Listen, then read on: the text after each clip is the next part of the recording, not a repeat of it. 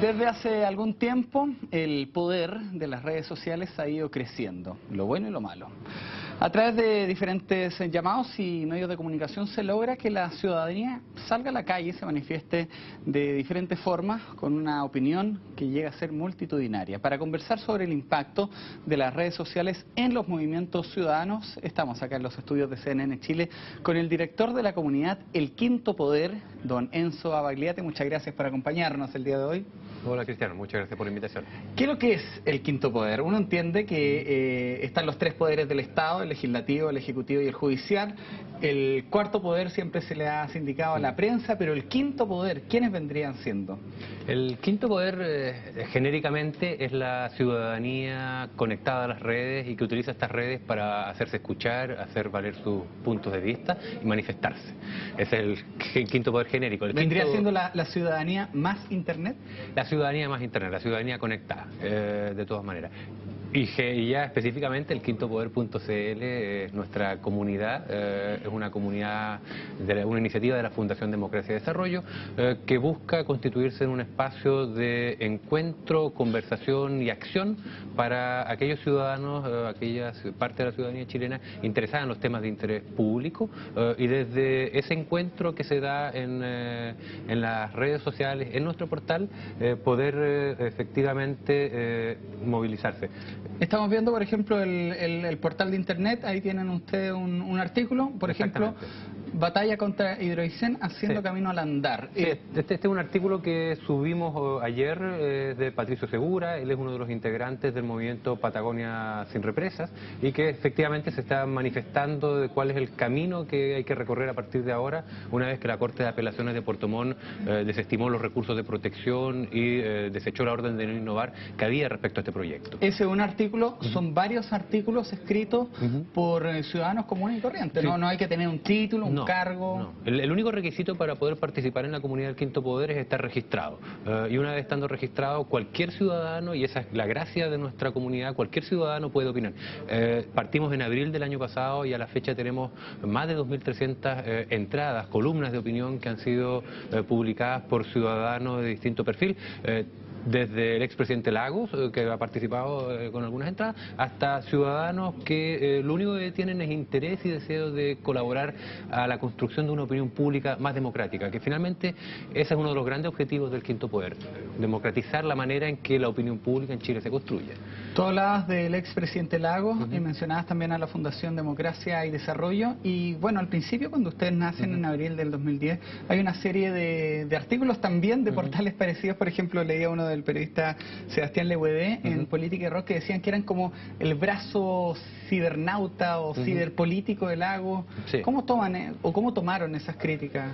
No, pues, asumíamos que era parte de lo que teníamos que enfrentar al principio. Sabíamos que iban a surgir legítimas sospechas de la ciudadanía respecto a qué buscaba el expresidente Lagos con esto, pero en la medida en que la propia conversación que se fue dando en el Quinto Poder, en esa conversación empezaron a surgir entradas, columnas de opinión críticas al expresidente o a su gobierno o a la gestión que alguno de sus ministros realizó, se fue entendiendo por la ciudadanía, por nuestra propia comunidad, de que este no era un espacio para hacer campaña política ni del expresidente Lagos ni de cualquier político de la concertación. Tenemos, y eso es algo que nos enorgullece, tenemos personas que van desde posiciones de centro derecha hasta posiciones de la izquierda, del Partido Comunista, que han publicado columnas de opinión en nuestra comunidad y fomentamos esa diversidad, porque creemos que en el encuentro de las opiniones diversas es donde efectivamente se genera un debate sano, un debate plural y un debate que contribuye al bienestar y al desarrollo del país. ¿Y hay algún tipo de edición o de censura? La palabra censura ya es fea por sí, pero de edición periodística, de los textos que se escriben, no sé, me imagino alguien puede difamar a otra persona, algo que está muy común acá en las redes sociales. Estando registrada, la persona puede enviar una columna de opinión, una entrada, y esa entrada pasa por un proceso de revisión, pero que básicamente es para asegurarnos que por un lado esté relativamente bien escrita, que no vaya con errores ortográficos, con errores gramaticales, y por otro lado que cumpla con las reglas de comunidad. Las reglas de comunidad nuestras están visibles en la parte baja del sitio, se pueden consultar, y son reglas súper sencillas. Básicamente, no insultar, no difamar y no hacer ningún tipo de comportamiento que vaya contra la legislación en Chile. Si se cumplen esas reglas, las entradas se publican. O sea, básicamente ustedes son un centro de convergencia de opiniones. Sí, nosotros decimos que nuestra línea editorial es la línea editorial de la ciudadanía. Son ellos los que definen lo que quieren conversar, en el tono que quieren conversarlo y con la mirada que quieren conversarlo. ¿Y cuáles son los temas que han tocado? Temas importantes que recuerdes tú. Obviamente nuestra comunidad es una comunidad muy reactiva en ese sentido a los temas que en la agenda pública se están conversando. Entonces, por Veíamos ejemplo, portada Hidroicén. en este momento tenemos a Hidroicén. Tuvimos Hidroicén hace unos meses atrás cuando alcanzó el pic a raíz de la aprobación en el Servicio de Evaluación Ambiental en Coyhaique. Tuvimos un pic ahí también. Hemos tenido muchas entradas vinculadas al movimiento estudiantil, al movimiento social por la educación, escritas por exministros de educación de los gobiernos de la concertación, pero escritas también por expresidentes de federaciones universitarias, por actuales dirigentes de las federaciones universitarias y por estudiantes y dueños y personas simples de la calle que quieren dar su opinión sobre el tema. Yo escribo un artículo, por ejemplo, del movimiento estudiantil y me llegan respuestas, las respuestas me llegan al email. ¿Cuál es la diferencia entre ser miembro de esta comunidad que es el Quinto Poder, el poder de la ciudadanía más internet, o escribir en un blog y dar mi opinión o en una página de Facebook? Sí. Principalmente yo me atrevo a afirmar que hay dos grandes diferencias. Primero, que aquí estamos hablando de una tribuna con una resonancia pública cada vez mayor.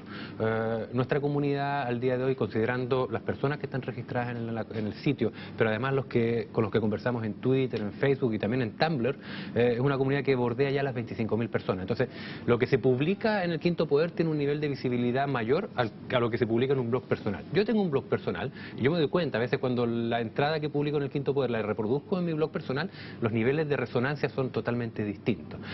Eso es por un lado. Y por otro lado, algo muy importante, al Quinto Poder, especialmente en Twitter, lo siguen buena parte de la clase política, de los parlamentarios, de los miembros de partidos que tienen presencia en Twitter. Los influyentes. Exactamente. Entonces, publicar en el Quinto Poder te permite llegar, no necesariamente a que te respondan y que te comenten, pero sí por lo menos saber que vas a ser leído por personas que finalmente son tomadores de decisión.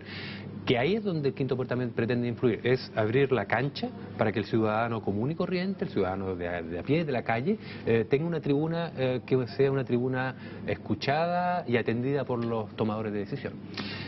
Siempre se ha hablado del poder ciudadano, del poder que tiene la ciudadanía. A mi juicio, el gran poder de la ciudadanía está en el agrupar gente y salir a protestar, cosas que antes no se hacían. Pero hay una carencia que muchas veces el ciudadano solo, cuando no está respaldado por organismos tradicionales, se queda ahí.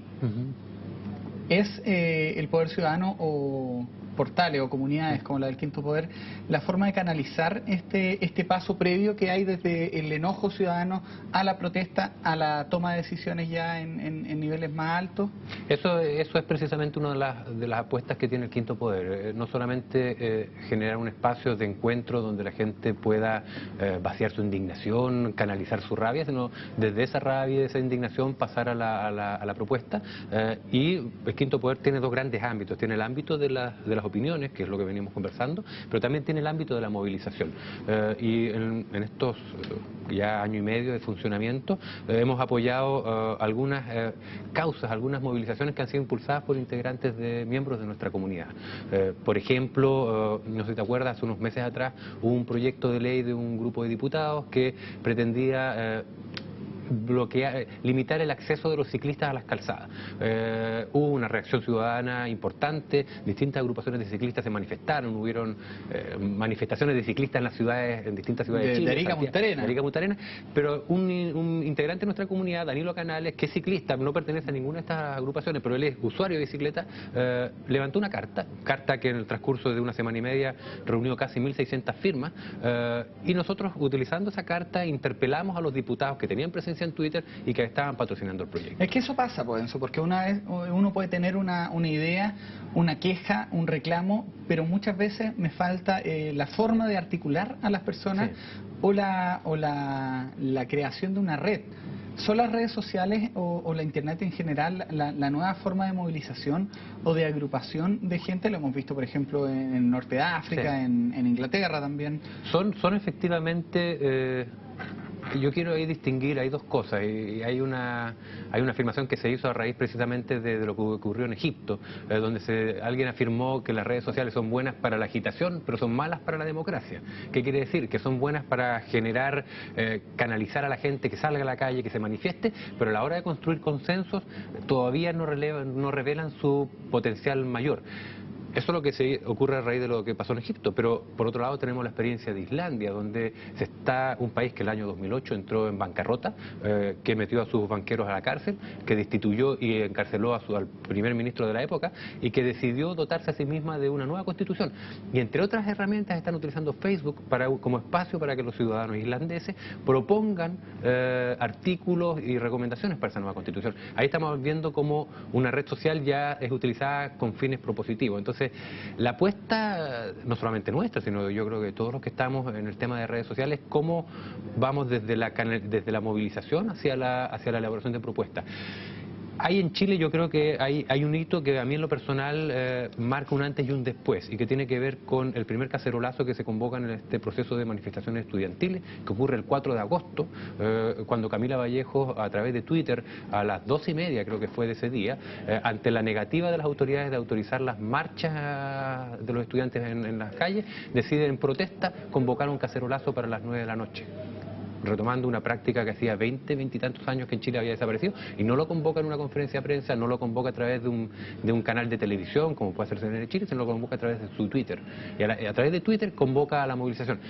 Y yo vivo en un sector que es frontera entre Providencia y Ñuñoa, y ese día en la plaza que está frente al edificio donde yo vivo, habían 60, 70 personas que habían respondido a ese llamado. Absolutamente, nosotros lo cubrimos ese día que parecía Roma incendiada el 4 de agosto de Santiago. Sí. Tuvimos a Mario Desbordes, me acuerdo perfecto ese día. Enzo, las redes sociales han servido entonces para articular movimientos ciudadanos. ¿Es bueno el chileno para salir a la calle? ¿Qué hubiera pasado, por ejemplo, si aquel 10 de agosto del año 2006, cuando parte el Transantiago, hubiera habido Twitter, redes sociales?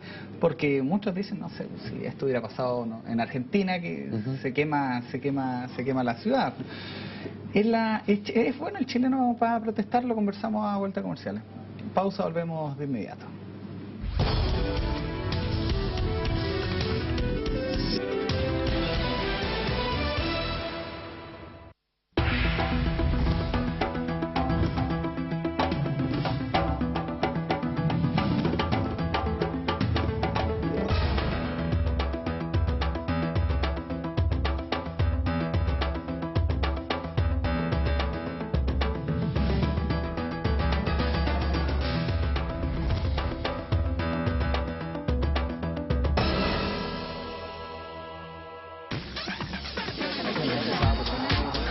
Más de 5.000 entrevistas desde nuestro lanzamiento a fines de 2008. Tenemos que evaluar a un gobierno. Cuando se produce el clímax de la obra. Pidió 300 para la reconstrucción. No ha sido clarificado todavía. Ganamos democráticamente. ¿Realmente se manejan datos? ¿Cuáles son las demandas que ellos tienen? Tiene que cumplir sus penas. Juega un rol muy importante. Todos los temas, todos los invitados. CNN Chile está pasando, lo estás viendo.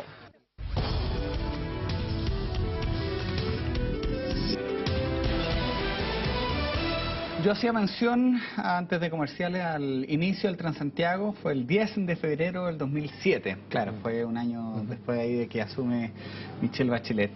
Faltó una articulación como la que existe hoy a través de las redes sociales, porque si bien es cierto hubo protestas por el Transantiago, no al nivel de lo que vemos hoy, con un problema mayor. Sí, posiblemente el escenario hubiera sido distinto si hubiera la ciudadanía tenido a su alcance estas herramientas de coordinación y de colaboración. Posiblemente, no es difícil hacer hacer política flexión. Lo que sí, de todas maneras, y eso tiene que ver con una reconstitución de tejido social. O sea, el Transantiago fue quizás una expresión importante de malestar de la ciudadanía.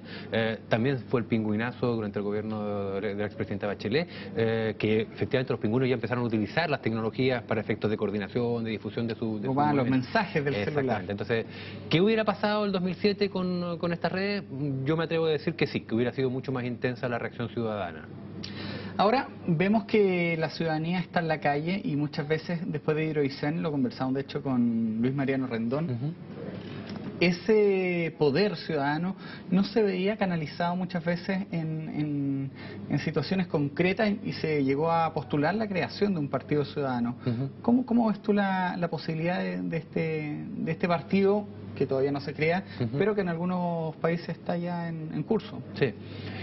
Efectivamente, las redes sociales levantan o visibilizan a una ciudadanía que por distintas razones no estaba siendo considerada en los grandes debates públicos. En el caso específico chileno, además, tengamos conciencia de que estamos hablando de una democracia que fue muy funcional, un diseño democrático muy funcional a una transición, pero que efectivamente tendió a desmovilizar a la ciudadanía y que ahora la ciudadanía está exigiendo ser escuchada, que está exigiendo ser considerada. Entonces tenemos una ciudadanía muy activa en las redes sociales que demanda espacio y como contraparte tenemos un sistema político que carece de espacios de participación y que además, y es una opinión muy personal, que está diseñado bajo un modelo de binominal donde no permite la divergencia, no fomenta las divergencias, sino todo lo contrario, fomenta los consensos. Y uno lo que ve en las redes sociales es que lo que está aflorando es la pluralidad de opiniones, la pluralidad de miradas sobre un mismo tema. ¿Y estas protestas le hubiera tocado al gobierno de Piñera, como está pasando, o al de Frey, o al de Marco Enrique? Yo creo que sí, que estas protestas o el uso que la ciudadanía está haciendo de los medios sociales para expresarse y canalizar sus demandas le hubiera pasado, le hubiera correspondido a cualquier gobierno de cualquier signo político. De hecho, mi opinión es que a partir de ahora los gobiernos cada vez van a tener menor espacio para la discrecionalidad, menor espacio para tomar decisiones que no sean consultadas o que no sean fiscalizadas por la ciudadanía. ¿Qué es lo que ocurre al día de hoy cuando un ministro de Estado o cuando el presidente o cuando un político de oposición va a una actividad pública? Tiene a muchos ciudadanos equipados con teléfonos inteligentes, con smartphones, que están en tiempo real, sacando fotografías, tuiteando, compartiendo con las redes lo que esa autoridad o ese representante está diciendo. Entonces, ¿qué quiere decir esto? Que la posibilidad de control ciudadano sobre las autoridades a través de los medios sociales es latente, permanente y la están utilizando. Pero también había un mal uso. Tú me dices, claro, las autoridades y los dichos se comparten, efectivamente es así, pero no sé, me estaba acordando mientras decías esas palabras de lo que pasó hace un par de días atrás, la semana pasada, para ser exacto, con la ministra Matei, que ella hace en una entrevista a Radio ADN una alusión al tema de los 3 cromosomas, a los niños Down. Hay unos diputados de la DC, Zafirio y León, que tuitean esto, al parecer no es tan así o es tan así. La cosa es que terminó en tribunales. Sí, exacto. Sí, como todo espacio de opinión, como todo espacio abierto a la construcción de opinión pública, las personas que en esos espacios participen, sean virtuales o no sean virtuales, tienen que hacerse cargo de lo que dicen, tienen que ser responsables de sus dichos. Claro. Esa perspectiva, si yo difamo en una carta al director en un medio tradicional, es lo mismo que si hiciera una difamación vía un Twitter, o si fuera a la plaza pública e insultara a una autoridad o la adjudicara responsabilidades sobre temas que a lo mejor no tienen ninguna... En este caso era fácil identificar a los usuarios porque son 2 parlamentarios de la República con nombre y dirección conocida. Pero ¿qué pasa, por ejemplo, cuando hay difamaciones? Lo veía también en una foto que tú compartiste al alcalde de la B, donde alguien se hace pasar por él y de hecho se publica un desmentido en un diario, o cuando yo invento que soy tal persona que no soy. Sí, algo que se está dando en las redes sociales últimamente. Efectivamente. Cada plataforma tiene políticas propias para definir qué pasa con el tema de la suplantación de identidades. En el caso de Facebook entiendo que no está permitido. En el caso de Twitter no sé cuál será su postura ahora, pero por lo menos al principio Twitter solo permitía la suplantación de identidades cuando expresamente se decía que era una parodia de la personalidad del personaje, digamos. Hay que hacerse cargo. Eso es lo bueno de la comunidad de ustedes, porque yo sé quién está escribiendo y por algo es una comunidad con nombre y apellido y no basada porque los chilenos somos bien machitos de repente para escribir en el anonimato, pero cuando es con nombre y apellido y mirando cara a cara...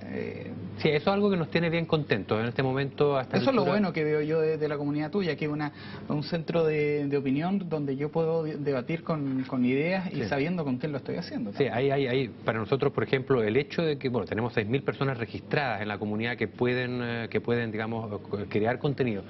La inmensa mayoría de ellos están registrados con sus nombres y apellidos. Tenemos algunos perfiles de usuarios que por distintas razones han preferido guardar un anonimato, pero ninguna de esas entradas, de esas 2.000 y tantas entradas publicadas, ninguno de los más de 14.000 comentarios que hemos recibido en este año y medio ha sido en tono insultante. No ha habido una conversación que se haya salido de madre, por utilizar la expresión. Y si fuera así, se modera. Si fuera así, se modera, pero es un tema que, como no se ha dado, para nosotros es irrelevante.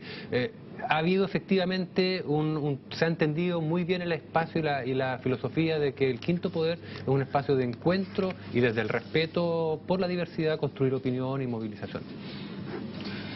La posibilidad del Partido Ciudadano, ¿en qué países está en curso? Lo habíamos hablado antes.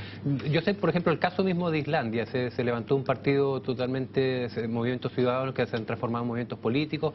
No tengo el detalle en este momento de qué otro... Nos gusta mirar todavía a Islandia, a Suecia. Son por distintas razones. De hecho, algunos parlamentarios hace poco andaban ahí viendo el modelo de educación. En Finlandia, en el caso de Finlandia, que está considerado el mejor modelo de educación que hay en el mundo. Claro, son sociedades mucho más desarrolladas que las nuestras, son sociedades que tienen esquemas tributarios distintos a los nuestros, que permiten efectivamente construir desde esos esquemas tributarios mucho más altos que los nuestros, permiten construir sociedades mucho más equitativas. Y hacia allá yo creo que debiéramos mirar. Sociedades donde además hay y que por eso quizás las redes sociales en esos casos están funcionando bien también, donde hay un respeto por lo público y por el bien común que todavía en los casos nuestros quizás no aparecen. Y con esto no quiero hacer una comparación antojadiza, es decir, que porque somos latinos, no. O sea, pero efectivamente hay ciertos comportamientos ahí bien interesantes. ¿Hay alguna dependencia, por ejemplo, al uso de redes sociales? ¿O a los BlackBerry? ¿O a los smartphones? ¿O a los iPhone? ¿Cómo lo has visto tú?